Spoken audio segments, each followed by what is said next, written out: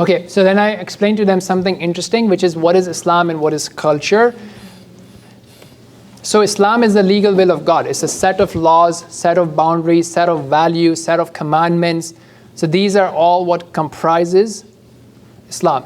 Now, Muslims also have culture depending on which country they come from, where they're born, whatever their personal preferences are. So they can have their own traditions, their own culture. That doesn't, so many of the time for a non-Muslim, it just seems all mixed up. And you think, okay, this is everything is Islam, which may not be true. Sometimes I'll just give them a very common example, maybe a shock to some, that when we come to the masjid, we take off our shoes. Is it Islam or culture? Islam. Yeah, I would argue it's culture, right? So, or to make it simpler, right? When I meet people, let's say in the imam office, and you take off shoes, it's culture, right? Actually, I think now they don't even do that because of the way they use the property. So same thing, for example, we can pray in the shoes, right? If you're praying outside, you can pray in the shoes. You know, that's something well known in the seerah. Rasulullah sallallahu alaihi wasallam would pray in the shoes. They didn't have carpeted mosques. And it just doesn't make sense, or it's not very easy for us to pray in the shoes while we have carpet and people are bowing or prostrating on the carpet. It doesn't make sense. That's just an example of what is culture and what is allowed in Islam.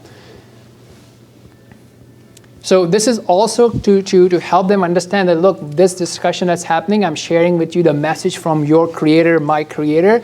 I'm not calling you to my culture. You don't have to like my food or my clothing, what have you, but there's a distinction between my preferences or how I was brought up and whatnot and what Allah has commanded.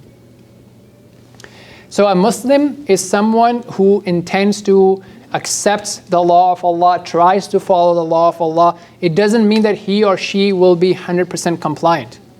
So there could be Muslims who, for example, are struggling and drinking, right? They might be committing other sins. There may be sisters who are Muslims, they don't wear hijab. So that doesn't mean that someone not wearing hijab makes them a non-Muslim or someone drinking makes them a non-Muslim. These are violations that they're doing and they may be working on it. However, if someone believes that, oh, these rules are not part of Quran, you know, it was only meant for that time, now they're changing the religion.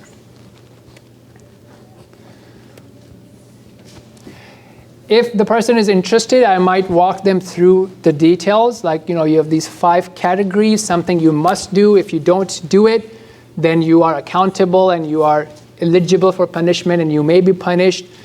Something you must not do. Then you have the middle category of open things, permissible things. Then you have recommended and you have discouraged.